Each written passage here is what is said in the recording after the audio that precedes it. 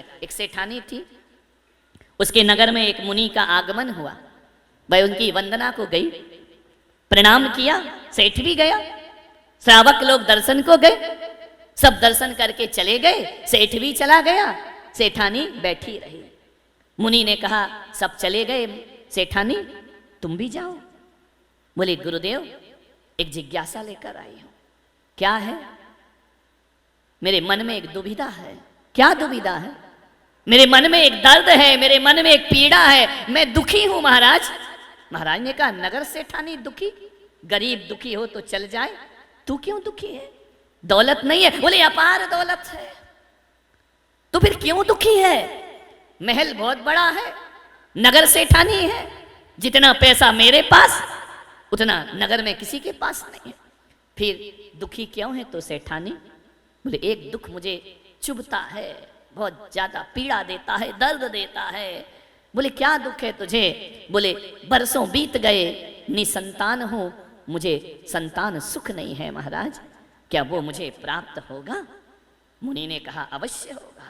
इतना सुना कि कानों में जैसे अमृत घुल गया हो, रोम रोम रोमांचित हो गया। झूठे न होए मुनि के बैना। मुनि ने कह दिया इसका मतलब होगा या नहीं होगा। सेठानी जैन थी, उसने कहा गुरुदेव क्या बोल रहे हैं आप?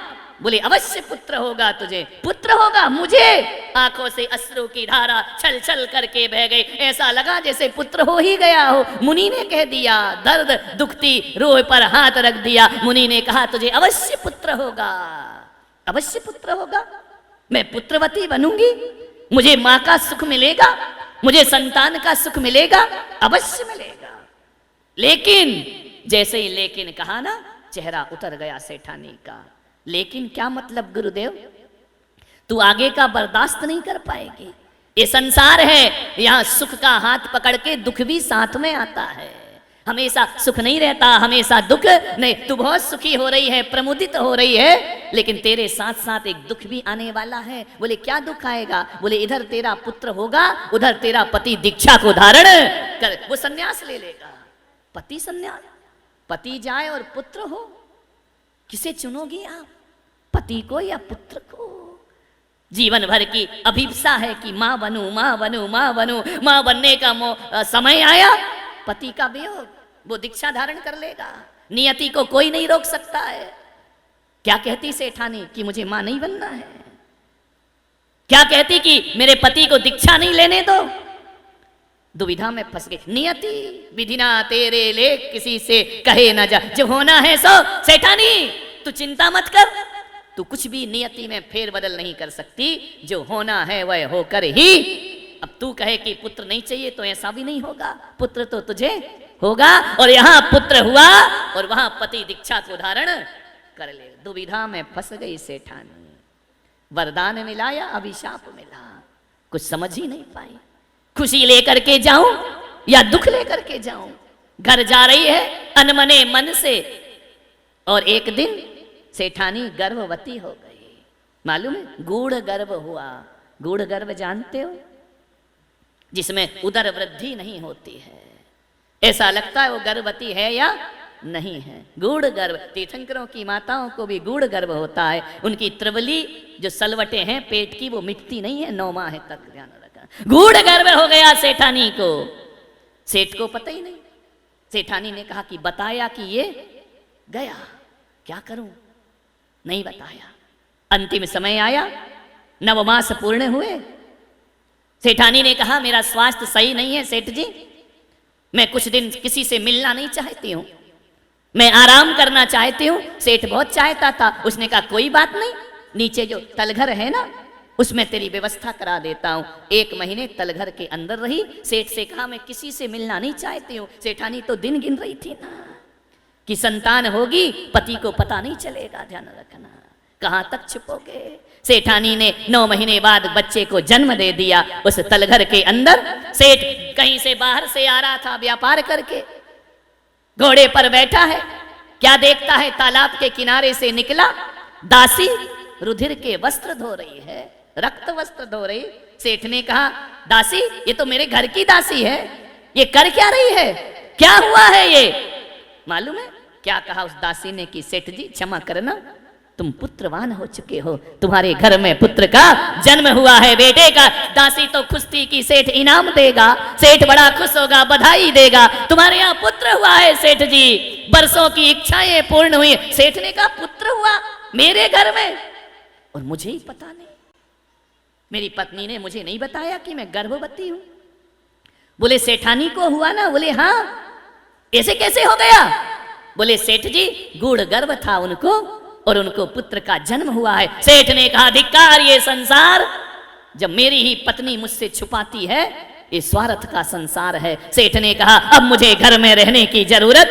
इतनी सी बात में सेठ ने कहा अब सन्यास के मार्ग पे बढ़ना चाहिए। मेरी पत्नी मुझसे छुपा रही है, जिसके लिए मैंने सब कुछ किया, पूरा जीवन लगाया, इतनी स्वार्थी निकली कि मुझे नहीं बताया। दासी को पता है कि पुत्र हुआ है और मुझे नहीं पता, मुझे बताया ही नहीं। अब पुत्र खिलौना थोड़ी है कि बाजार से ले आई एक दिन में और हो गया। 9 महीने में इसने मुझे कितना छल किया, इस पगली ने कितना छल किया। 1 महीने अंदर रही नीचे, मुझे बताया नहीं कि हम संतान को जन्म देने वाले हैं। सेठ घर गया और जाकर के सेठानी से बोला लाओ ये सारी संपदा पुत्र के नाम करता हूं और मैं यहां से विदा लेता हूं। चले गए सेठ परम दिगंबर दीक्षा धारण किए, जाकर के सन्यास ले। नियति को कौन बदल सकता है? जो होना है वो होकर रहता है। सेठानी बिलख रही है पति के वियोग में। वैद्य बुलाए, ज्योतिषी बुलाए, ज्योतिषियों से कहा मेरे बच्चे का भविष्य देखो। बोले सेठानी जिस दिन तेरे बच्चे को पता चल गया कि संसार नश्वर है, उस दिन ये भी दीक्षा धारण कर लेगा। अरे सेठानी का मैं तो दोनों तरफ से लुट गई, पति भी गया और संसार के सुख ऐसे ही होते हैं। आज अच्छा होता है कल बुरा हो जाता है, आज सुख होता है कल दुख सामने आ जाता है। बड़े नाच गा के बेटे की शादी करते हो, बहू झगड़ालू आ जाती है, शादी का सारा सुख मिट्टी में मिल जाता है। संसार इसी का नाम है। करहूं तपस्या देह सो। चले गए सेठ। सेठानी ने कहा ऊपर वाले कक्ष में लाओ और मेरे पुत्र को संसार देखने नहीं मिलना चाहिए। नश्वरता देख ली तो वैराग्य ले लेगा। लाख उपाय करे, कोई लाख करे चतुराई, कर्म का लेख मिटे नारे भाई, कर्म का लेख मिटे नारे भाई। इस दुनिया में कर्म के आगे चले ना किसी का उपाय। कागज हो तो हर कोई बाँचे, कर्म न बाँचा जा। एक दिन इसी किस्मत के कारण बन को गए थे रघुराई रे, कर्म का लेख मिटे नारे भाई। जरा समझो इसकी सच्चाई रे, कर्म का। कितने हम कर्मों के लेख को बदलने का प्रयास करते हैं। नादान हैं जो परिस्थितियों को बदलने का प्रयास करते हैं। नहीं, जो होना है वह होकर ही रहेगा। बंद कर दिया कमरे में।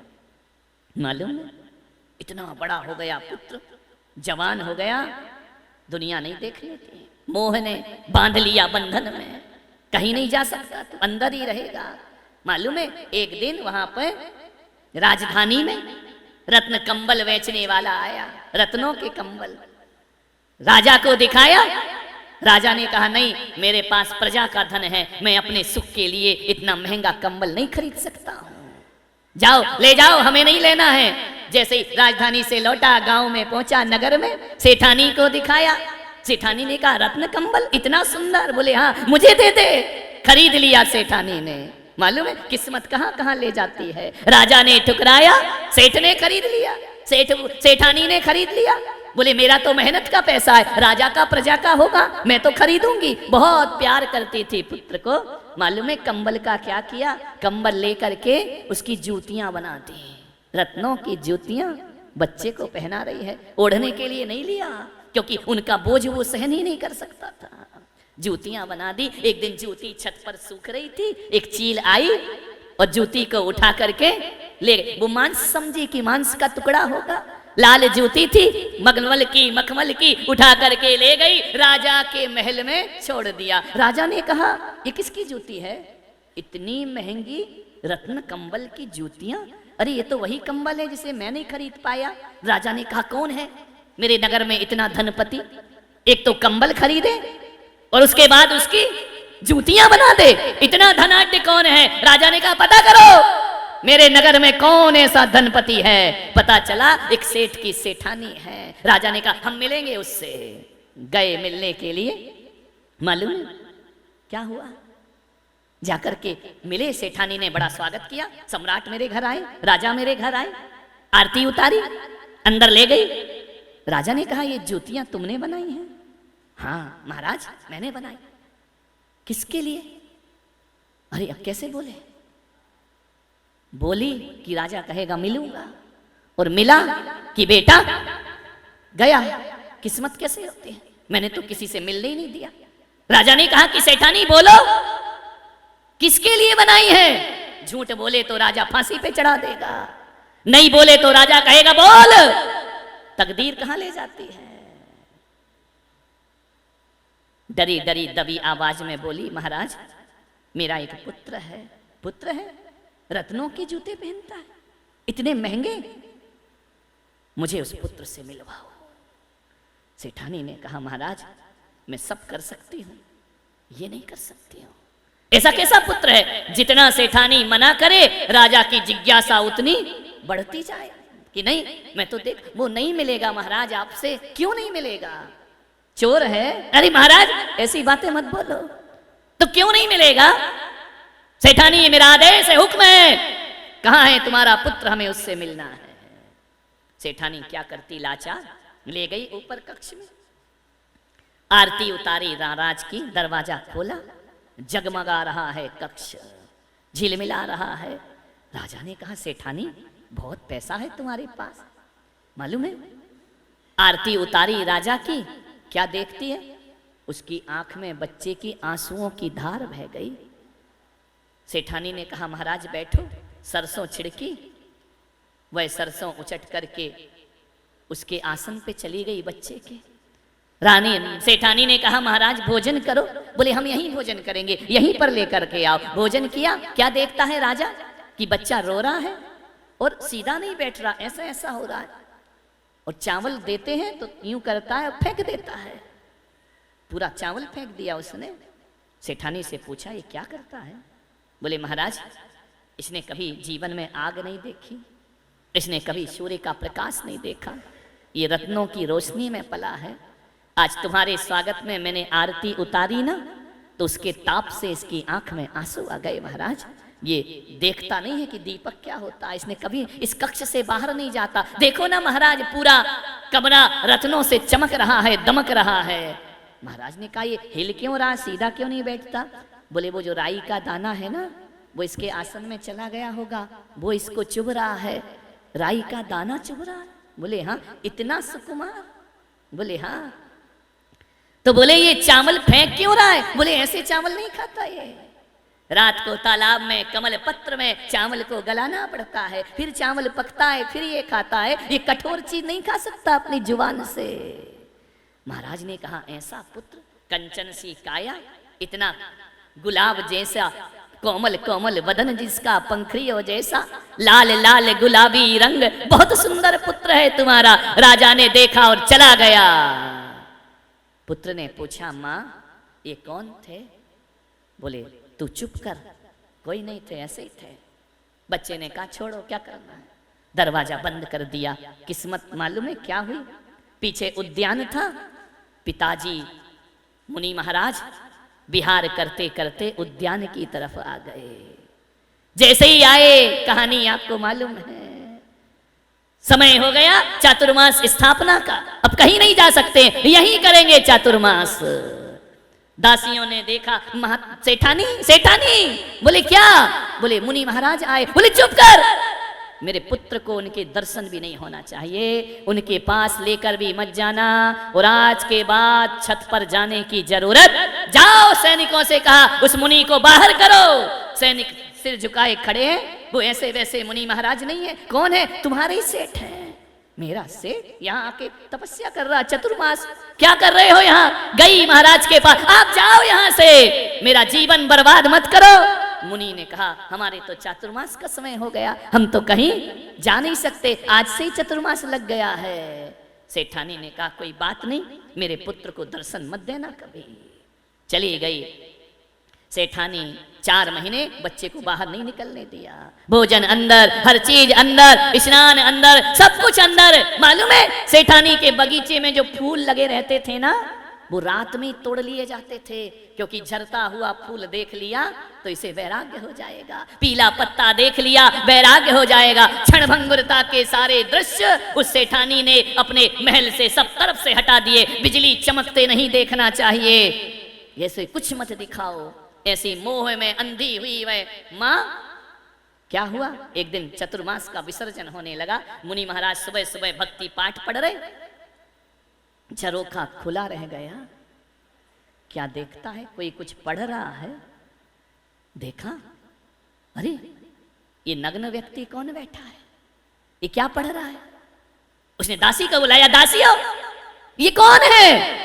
दासी ने झट से खिड़की बंद कर दी। पागल हो तुम, मत देखो। वो कपड़े क्यों नहीं पहनते हैं। बोले रहने दो, वो पागल है, उनका दिमाग खराब है। उसने सेठानी से कहा कि माँ पागल कौन होता है। उसने तो जाना ही नहीं कि पागल कौन है। अरे बोले वो पशु हैं। माँ ये तो बता पशु कौन होता है। मैंने तो पशु ही नहीं देखे अपने जीवन में, मैंने तो पागल व्यक्ति नहीं देखा अपने जीवन में। माँ मुझे वहां जाने दो, मुझे देखने दो। नहीं बेटा वहां नहीं जाते। ताला डाल दिया, बच्चे को अंदर बंद कर दिया कि एक पहर की तो बात है, ये चले जाएंगे विहार करके, इसे दिखना नहीं चाहिए। मुनि महाराज चैन नहीं, सुध बुध नहीं, कौन है कौन है, रात को दिन को, अब बच्चे को चैन नहीं, वो है कौन, ऐसा क्यों बैठा है, इतने मधुर कंठ से भक्ति पाठ क्यों कर रहा है। माँ मुझे क्यों नहीं जाने देती उनके पास, क्यों उनसे मिलने नहीं देती। रात का समय, अर्धरात्र का समय, माँ की धोती ली, खिड़की से बांधी और ऊपर से उतर गए नीचे। विधना तेरे लेख किसी के समझ ना आते हैं। जो होना है तो कोई रोक सकता है। आंसू बहाओ, रो, बिलखो, चिल्लाओ, नियति में जो है वह तो होकर ही रहेगा। ऐसे उतर रहे हैं सुकमाल से हाथ पैर, सुकमाल नाम जिनका, मालूम है, उतर रहे हैं, छिल गए, खून की धाराएं लग गई। कभी रगड़ नहीं खाई थी, कभी बिस्तर पे सलवट आ जाए तो नींद नहीं आती थी उनको। उतरते जा रहे, पैर छिल रहे, हाथ छिल रहे, खून की धार। मुझे जाना है उनके पास, मैं जाऊंगा, मुझे कोई नहीं रोक सकता है। रात को 12 बजे पहुंच गए मुनिराज के पास। एक एक पैर में खून के निशान बने हुए, छिल गए पैर साड़ी से, रक्त की धार बह रही है। गए मुनि के पास, मुनि ने देखा दोनों हाथों में रक्त और पैरों में रक्त। कौन हो तुम। मुझे नहीं मालूम मैं कौन हूं, क्या यहाँ क्यों आए हो। उन्होंने कहा कि मेरा मत पूछो, ये बताओ कि तुम कौन हो, तुम यहाँ क्यों बैठे हो। इतनी ठंडी के दिन, दिवाली के बाद, ठिठुरती ठंड में तुम वस्त्र क्यों नहीं पहनते हो। मुनि ने कहा बालक तू है कौन। बोले मेरा परिचय मुझे नहीं मालूम, तुम अपना परिचय दो कि तुम कौन हो। बोले मैं संत हूँ, मैं मोक्ष की साधना कर रहा हूँ, ये जन्म मरण से मुक्त होना चाहता हूँ, मैं तपस्चरण कर रहा हूँ। ऐसा करने से जन्म मरण से मुक्त हो जाते हैं। बोले हाँ। बोले फिर जन्म नहीं होता। बोले नहीं होता है, संसार में बार बार आना जाना नहीं होता है, कर्मों का क्षय होता है, निर्वाण की प्राप्ति होती है। तो क्या मुझे भी निर्वाण हो सकता है। क्या जाने बालक तू निर्वाण छोटा सा नहीं जानता तो बताओ ना गुरुदेव, मुझे समझाओ क्या होता है मोक्ष, मुझे समझाओ क्या होता है संसार, मुझे समझाओ संसार में क्यों नहीं रहना, मुझे समझाओ मोक्ष में क्या मिला करता है। प्रश्न पे प्रश्न की झड़ी लगा दी गुरु के सामने। देखा चर्चा होते होते प्रातः काल होने लगा, ब्रह्म मुहूर्त। पूरे तत्व की बातें सीखकर उन्होंने कहा महाराज अब मैं वापिस नहीं जाऊंगा, अब मैं तुम्हारे साथ ही चलूंगा। बोले मेरे साथ। बोले हाँ। बोले मुझे भी मोक्ष जाना है, मुझे भी कल्याण करना है, मालूम है। और वह सुकमाल जिसे राई का दाना चुभता है, कठोर दिगंबर मुद्रा धारण करके खड़ा हो जाता है तपस्या में। धन्य हो गया मेरा जीवन। माँ बिलख रही है। माँ ने कहा तुम इसे भी ले गए। पिता ने कहा मैं नहीं जानता ये कौन है। बोले तुम्हारा ही तो पुत्र है, सुकमाल नाम है इसका। पुत्र भी मुनि महाराज हो गए। माँ मोह में तड़प तड़प करके त्रियंच गति की पात्र बनती है। ध्यान रखना, सोचना है आपको। मान्यवर, मालूम है जिनको राई का दाना चुभता है वो केस लॉन्च करते हैं, जिनको एक बिस्तर की सलवट सहन नहीं होती वो कांटों पे चला करते हैं। ध्यान, कैसी है ये दिगंबर वेश, कैसी है ये दिगंबर तपश्चर्या, कैसा इसका लगाव, कैसा इसका आकर्षण। सब कुछ छोड़ दिया उसने। सूर्य की तरफ देखे तो आंसू की धार बह जाती थी। इतना सुकुमार तुम्हारा शरीर है, अभी तो छोटा है, अभी बड़ा होने दो, बाद में देखेंगे, दीक्षा ले लो, शरीर साथ नहीं देता। धत, इतना सुकुमार है तुम्हारा शरीर, विचार करिए। उससे तो मजबूत हो ना तुम, सुकुमार मुनि से नहीं हो। राई का दाना चुभता है, अरे रामलाल चटाई पे खर्राटे मार के सोता है, तुझे क्या राई का दाना चुभेगा? विचार करिए, सोचना है आपको, विचार करना है। उठाए नहीं उठता है सवेरे, कहता मुझ में ताकत नहीं है। सुकुमार मुनि महाराज, विचार करिए, ककड़ी पर पैर रख दें तो जुकाम हो जाता था उनको। यहाँ एक एक पाव खा रहा है और कुछ नहीं हो रहा है, और कह रहा है दीक्षा की ताकत नहीं है मुझ में। विचार करिए, स्वप्न दशा से जागो चेतन, कहाँ पड़े सोते। ध्यान रखिए, सुकुमार मुनि दिगंबर वेश को धारण कर लिया करते हैं। एक बात याद रखना, किसकी ममता, किसका मोह, किसकी आज्ञा, किसकी बातें, कुछ नहीं। माँ तड़पती रही, निजलोक हमारा वासा हो, शोकांत बने फिर हमको क्या। हम तो अपने लोक में चले, हम तो अपने निर्वाण धाम को चले। माँ बिलख रही, बिलखने तो क्या होता है। कितनी माताओं को रुलाया है, याद है? अतीत में देखो, 5 टेंस में कितने माँ बाप मिले होंगे अपने को, कितनों को रुलाया होगा। विचार करो, सेठानी झरझर आंसू बहारी, पुत्र तू मुझे धोखा देकर जा रहा है, तू मुझे छोड़ कर जा रहा है, मैं तेरे लिए जी हूं। पिता पुत्र दोनों ने धोखा दे दिया। मालूम है क्या बोले सुकुमार मुनि? माँ तेरे जैसी कितनी माताएं रुलाई हैं मेरे। अब मैं वचन देता हूं, अब किसी और माँ को नहीं रुलाऊंगा, अब किसी माँ की कोख में नहीं जाऊंगा। मुझे निर्वाण को प्राप्त करना है, मुझे मोक्ष में जाना है। कितनी पत्नियों को रुलाया, कितने बच्चों को रुलाया। ये पहला परिवार है क्या? अंतर में दृष्टि डालो, कितने परिवार बिछड़े होंगे। अनादि काल से इस जीव ने कितनों से नेह किया होगा, कितनों से मोह किया होगा, कितनों से लगाव किया होगा। कहाँ है वो पिछले माँ बाप हैं? पता ठिकाना है उनका? कुछ नहीं है ना। तुम्हारे पुरखे चले गए, तुम्हारे बाप दादे गोदी में लेकर घूमते थे ना, मेरा पोता मेरा ब्याज। कोई एड्रेस दे गए तुमको कि बेटा मैं तुझे बहुत प्यार करता हूं, मर जाऊं तो इस पे मिस कॉल कर देना? दे करके गए हैं क्या? कोई पता ठिकाना है क्या? ढूंढो जाओ, कहाँ हैं पुरखे जो तुमको प्राण से प्यारे थे, जिनके बिना वो नहीं रहते थे, जिनके बिना तुम नहीं रहते थे। अब रह रहे हो ना, वो भी गए और हम भी आराम से। क्या व्यर्थ की बातें करना, पुरुषार्थहीनता की। बच्चों का क्या होगा, पत्नी का क्या होगा, इसका क्या होगा? पागल हो क्या? एक काल का गाल पर पड़ेगा ताल, सब रह जाएगा। ध्यान रखना, आंख मूंदते ही सब रिश्ते टूट जाते हैं, माँ बहन बच्चे बीबी छूट जाते हैं। ध्यान रखना। सुकुमार मुनि ने कहा कि नहीं, व्यर्थ है संसार, मुझे इसमें नहीं फंसना है। चले गए मुनि महाराज। जहां जहां चलते वहां वहां खून की धार बहती। ध्यान रखना, रक्त बह जाता, रक्त रंजित हो जाती वो भूमि। बोलिए, जिसको राई का दाना चुभ रहा है, 3 दिन तक स्यारनी पैर खाती है। सुकुमार खड़े रहते हैं आत्मा के ध्यान में। वही शक्ति कहां से आ गई? कहां से आ गया ये सामर्थ्य? कहां से आ गई ये ताकत कि स्यालनी खा रही है, वो ध्यान में बैठे हैं। ध्यान रखना, सोचो क्या ताकत नहीं है तुम में? सुकुमार से तो ज्यादा होगी ना। बोलिए, है या नहीं? तो फिर आओ। प्रवचन तो बहुत अच्छा लगा महाराज, वो लास्ट वाली लाइन गड़बड़ थी कि आओ, ये मजा नहीं आया हमको। ध्यान रखना, विचार करिए, सोचना।